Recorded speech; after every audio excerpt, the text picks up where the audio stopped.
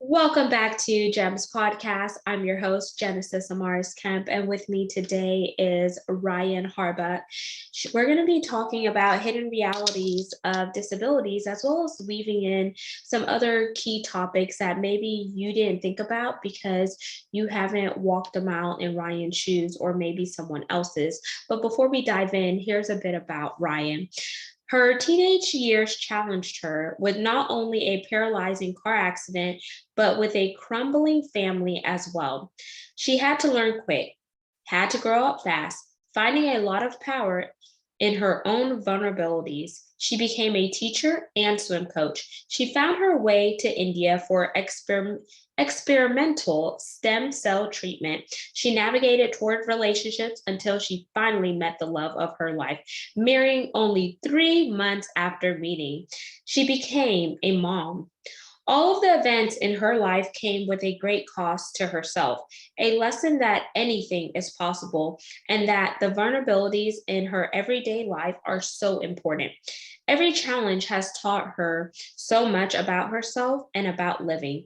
So, she did the only thing she could, and she wrote a book about it all. And without further ado, let's start to unpack this journey with Ryan. Ryan, thank you so much for being here today. Oh, thank you, Genesis. I'm really excited to chat with you. Me too. So Ryan, let's talk about your book for a bit. What's the name of your book? The name of the book is When I Grow Up, I Want to Be a Chair. Ooh. Yeah, it's a mouthful. Okay, so I could see the picture. Do you have the book close to you? I don't. Actually, the book will be coming out in just a few weeks. So maybe Ooh, even while this is being aired, it will be out at that point. Um, that is but amazing. yeah, I just finalized the cover. It's in the last stage of layout, and it's been about a dozen years in the making, to be honest. I've been writing it for a really long time, and the stories have changed and shifted throughout, but I'm finally ready to birth it to the world.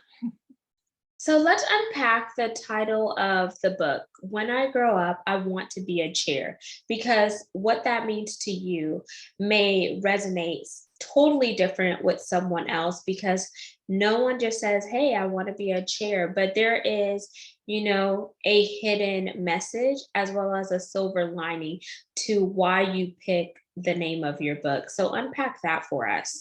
Absolutely. So it's actually a little bit of a play on words, obviously, but there is some truth behind it. When I was a preschooler, that was actually something I told my parents that I wanted to be. I told my parents I wanted to be a chair when I grew up. I was just a typical bouncing kid. Um, you know, uh, I don't know why I didn't say firefighter or veterinarian or whatever the case may be. And I've often asked my mother, like, why didn't you kind of dive into this a little bit more? And she was really good and didn't want to mess with my creative moment. And the only thing I can really rationalize is at the time I had a baby sister, and so I thought maybe like I wanted to really hold her, and if I were a chair, that somebody would let me hold her.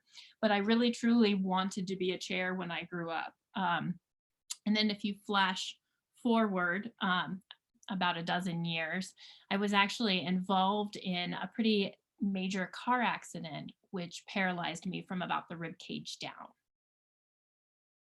And so it was, in my book, I talk about like, did I actually have this like premonition as this small child that I was going to end up in a wheelchair? But I think that like through the years and through writing my book, I realized that everybody sort of has their own version of a chair, and it's, something that you're bound to, or something that identifies you that you don't necessarily believe wholeheartedly, or you don't feel like really is a great description for you.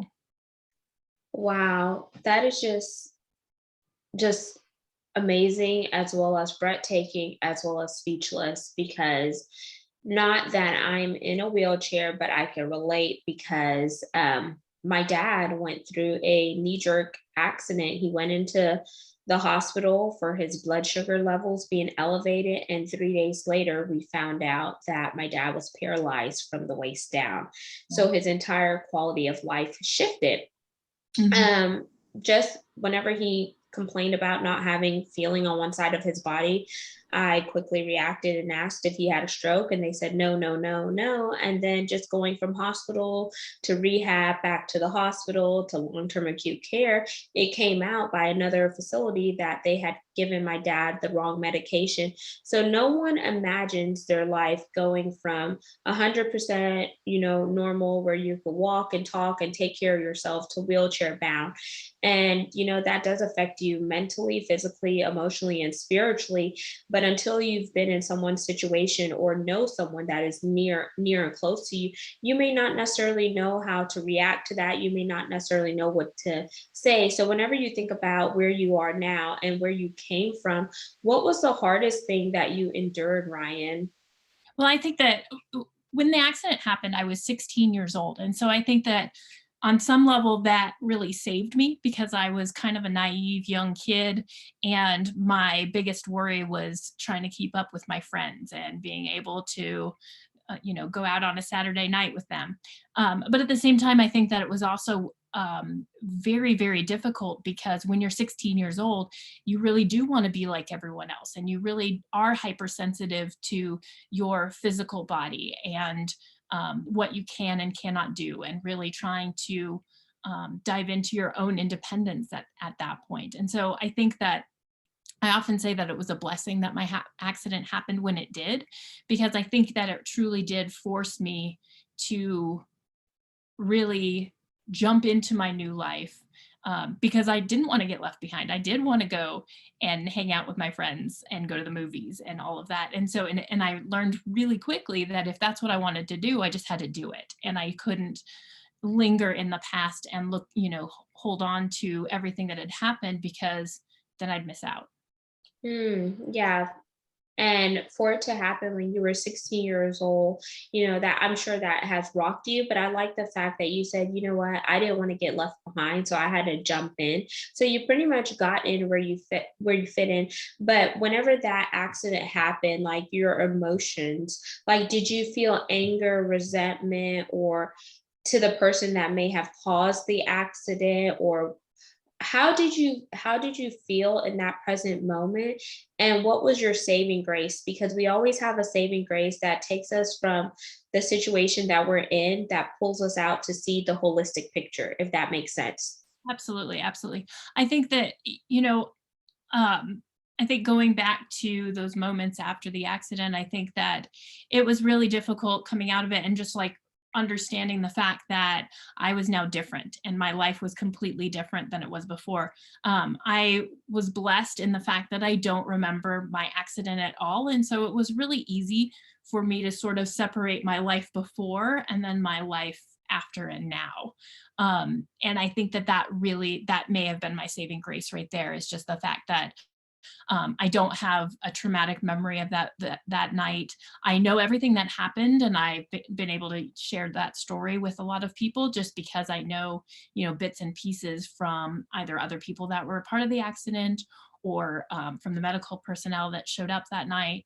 And so I know everything that happened, and I can talk about it pretty freely, but I don't have a lot of emotional tie to it. And so I think that it was really, really easy at the time to just sort of separate from what happened, that and that life that I had, able-bodied, free spirited, and then jump into this new life where, being in a wheelchair, it's not just the fact that I have a wheelchair that makes me different. And it's not alone the only thing that I have to worry about, or the only complications to, being paralyzed.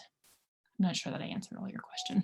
Yeah, that did. And I would say it's the differences that happen to us that also happen for us, because it strengthens us beyond what we could even think or imagine. And you may not see it like right then and there, but as life goes on and you go through this transition, or some people say transformation, you start to see how the puzzle pieces fit together. But when it happens to you, like, I'm just gonna be honest, like, you're mad as hell, or you're angry, you're bitter, and you're like, why me? But then sometimes if you flip the script and say, well, why not me? Because I'm equipped, I'm resilient, or whatnot to handle it. But it doesn't feel that way when you first are going through the thick of it. Right. And the one thing that you did ask is that I didn't address was you asked if I was angry or harbored ill feelings for the person that caused the accident. So I wasn't driving that evening. One of my friends was, and there was never one moment that I outwardly blamed her. I think that I always just sort of took the events of that night as what they were. They were an accident. Nobody meant for them to happen. There was no drugs or alcohol involved. It was just a fleeting moment in time that just so happened to change everything. And I think that that's helped me too, to not dwell on it and to be able to get past and live a life. Hmm. I like how you went back and addressed that because it also shows the type of person that you are. Because sometimes when you hold on to that anger, that guilt, and that resentment, it weighs you down when you're in turn trying to progress in life, but you have these emotional bondages and baggages that's constantly like just weighing you down further and further until you could get the chip off your shoulder or you could begin to see the bigger picture, then you're not able to propel yourself. And Brian, I know you became a swim coach. You also married the love of your life and you are a mother. So, walk us through how your life began to unfold as you got older. Like, what pushed you to being a swim coach? Let's start there. Well, I had always grown up as a swimmer myself, a competitive swimmer. And it really was after my accident, I think sort of everybody kind of, talked behind my back, like, what is she going to do? How is she going to swim? And I never really thought much about it because it was part of my identity. And so I automatically signed up to swim on the swim team again, because that's what I had always done. And it wasn't a question in my mind. And so at that time, some of the parents in my neighborhood, uh, the pool association, they actually offered to let me start coaching as well, because I think that they kind of weren't totally sure what I was going to do, but they wanted me to be able to be a part of things. And so that's really when I started coaching. I was 16 years old, didn't really know what I was doing, but I felt really good about it. And I've been coaching ever since. I've done that my entire life. At some point or another, I've always been a swim coach. And I think that swimming has been something that really saved me in my life. Because it's something that I can still do being paralyzed. It took me a long time to recognize that I would have to change things. I would have to change my stroke to fit my new body and what I could and could not do. And once I was willing to actually accept that, my swimming got a lot easier and it became more enjoyable. And all the things that I ever loved about swimming, I've been able to share and bring to my own swimmers. And to this day, my husband and I actually own a swim team together and we coach that. Since the pandemic, I haven't done a lot of on deck coaching because I do have little children at home. And so I've been doing more momming at this point. That is amazing and awesome. And then with swimming, have you partnered with any like nonprofit organizations that may have other children or young adults or adults that are paralyzed to kind of let them see that swimming could be a saving grace for them too, or an activity that they could do. Like one organization that I have partnered with a while back was Special Olympics, and it brought so much joy to me just to kind of get outside of the normal and just put myself in someone else's shoes and kind of see things from their perspective and vantage point. Yeah, absolutely. I have done swimming with the Paralympics, which is it's not Special Olympics, but it's more of the physical disability side. And I haven't done any coaching with Paralympics, but I've actually done swimming and competing for myself. And that's actually how I met my husband, was at a Paralympic swim meet. Oh, now that's a beautiful segue into diving more into how you met your husband. So you guys met at Paralympics, and so it's like a competitive swimming, right? In a So, sense. so Paralympics is it para meaning alongside or beside the Olympics. And so it's specifically for people with different um, abilities, different disabilities, anywhere from people that are amputees, people that are paralyzed, people that have vision impairments, hearing impairments, things like that. And the Paralympic Games actually runs just after the Olympic Games every cycle. And so at the time, I had decided that I wanted to train to try to make the Paralympic team. And so I trained really, really hard for about 2 years. And I I really wanted to prove to myself that I could put all of myself into some sort of an effort and see where it took me. And so that's sort of where that channeled into all the energy for me to train for this moment. And I did really, really well for myself. Um, I actually had a couple of Paralympic American records at one point, and swimming was it was really wonderful, and it was freeing, and it was competitive, something that I felt like I didn't get a lot of, just being in a wheelchair. But it was such a great experience. I went to the Paralympic trials, that was in 2012, and I actually did not make the Paralympic team. I swam my heart out and I did really, really well. And I was very surprised that when I left that meet that I wasn't sad, because I was just completely content, because I knew that I had done everything in my power to make that team. But lo and behold, I had a brief interaction with a coach on deck, and we exchanged numbers to talk a little bit more about Paralympic swimming, because he was new to coaching it, and it's far different than able-bodied swimming. And so I offered to let him know of the things that I had learned about it. And he was living in North Carolina at the time, so we did a lot of texting and calling and Skyping, and it was the most sure moment I've ever had in my life, interacting with him. And from the day we met on that pool deck to the day we got married, it was 3 months. Wow, that is like incredible. So it's like you knew that he was the one for you, like.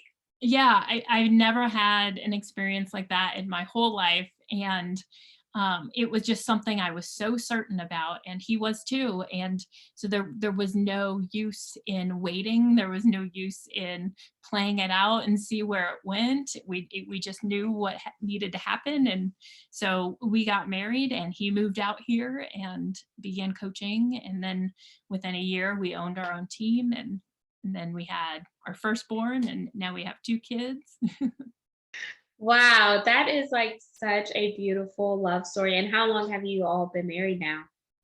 We were going on 10 years. Ooh, wow.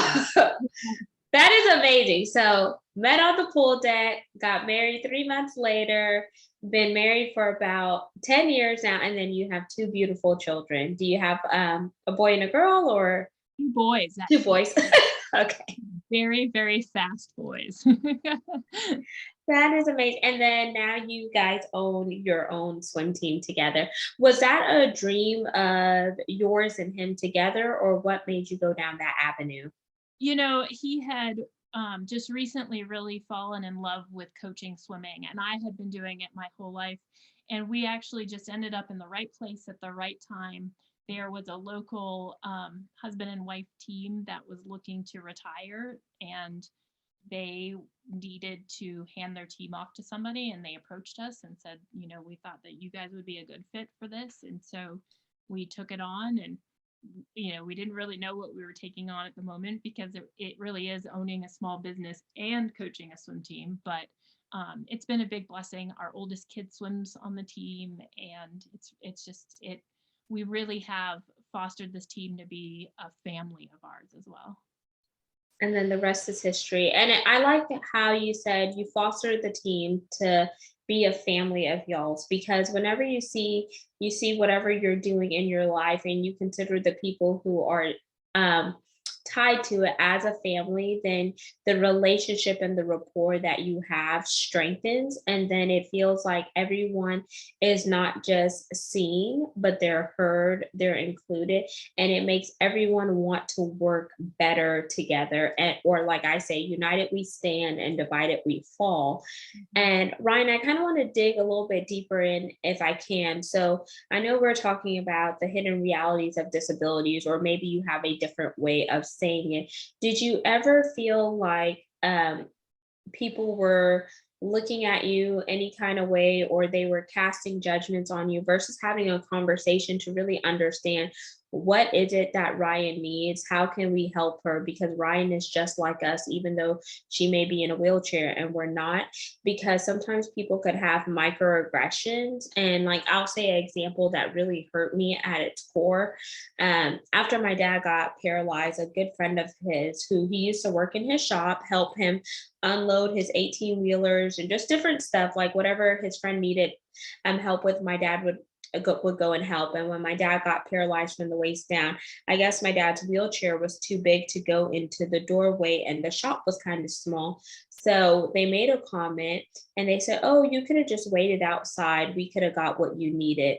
So to me, that was very rude because when my dad was well and whole and he was able bodied, you didn't have a problem with him. But now that he's in a wheelchair and it takes up more space and he needs more assistance, now you're saying that my father could wait outside and you could help him. But that's taking away a sense of his independence. Even though he may not physically be able to walk, he still can grab things off the shelves with his hand and etc. And that is a form of microaggression. And it really hurt me that someone said something that insensitive, especially a man that he knew for a long time that would so call his friend. So after my dad passed, I cut ties with him because it was just so heart wrenching just to hear that. So I'm not sure, have you personally endured that? Yeah, I think very early on I paid a lot of attention to it. I don't ever really think that people outwardly are trying to single me out or look at me in a different light. But I think that because my disability is very physical, it's very visible. Everybody can see the fact that I'm sitting in a wheelchair. That y- I often have different interactions or confrontations throughout the day where people just don't know. And I think that I've throughout the years, I mean, I've spent more time in a wheelchair than I did out of a wheelchair. And so my life truly is this identity. But I think that I've learned to sort of give people grace because I don't think that for the most part, if people are trying to hurt me or be rude or be intrusive to who I am.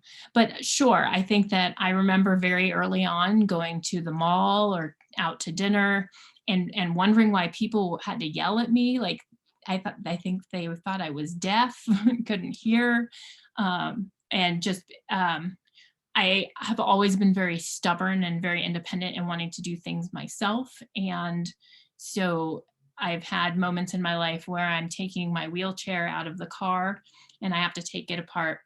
So I have my wheelchair frame and then the two wheels that I take off and put next to me in the car.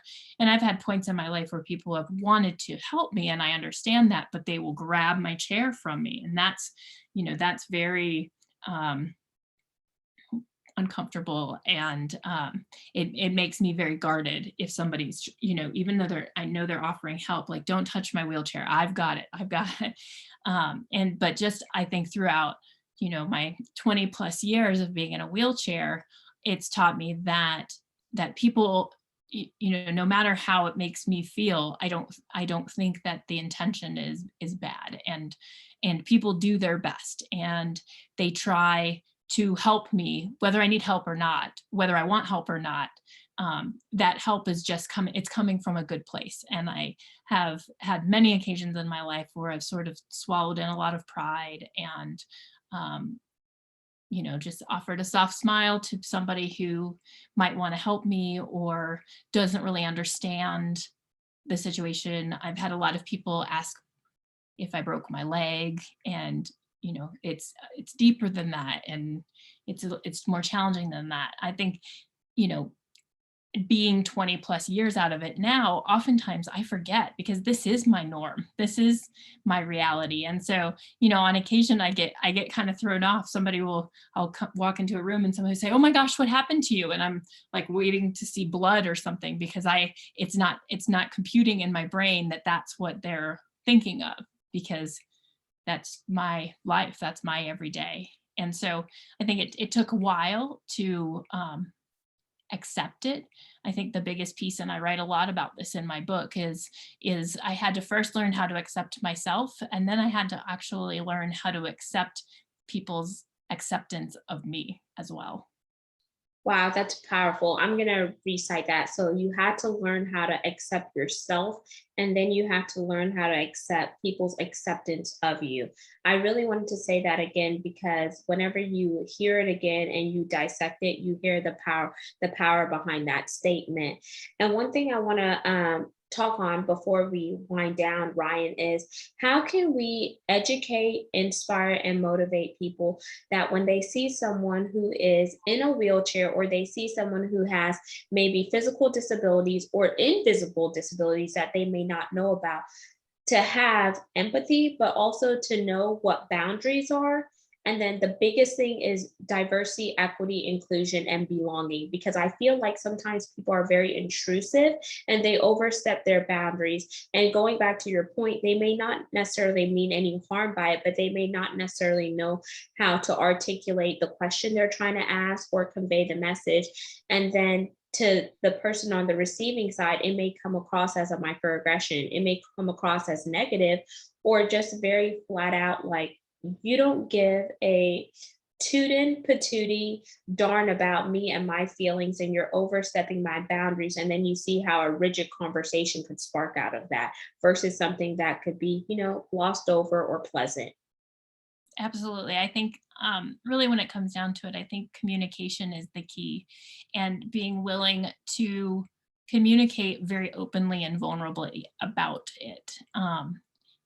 Understanding that I may have a certain feeling about the situation, and somebody else in a wheelchair may have a completely different feeling and understanding about the situation. And so recognizing that everybody is individual, and just because I use a chair doesn't mean that that other person that uses a chair and I are friends, or that we think alike, or that we act alike.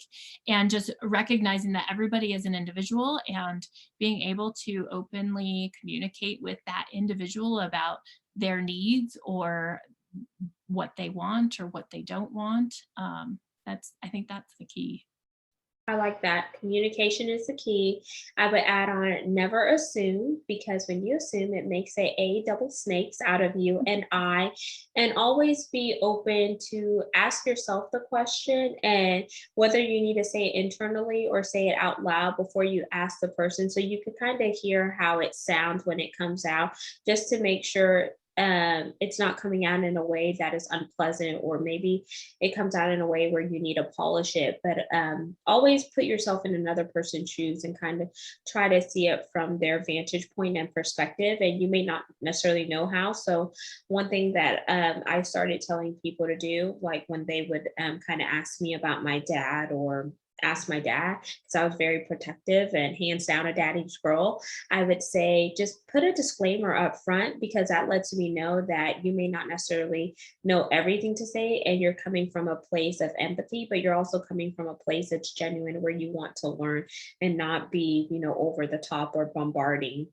And Ryan, I want to let you close us out with the one or two gems. And remember, the core pillars of Gems podcast is to educate, inspire, and motivate while we intersect various stories of diversity, equity, inclusion, and belonging, because it takes all of us linking arms, whether it's physically or metaphorically speaking, to make this world a better place.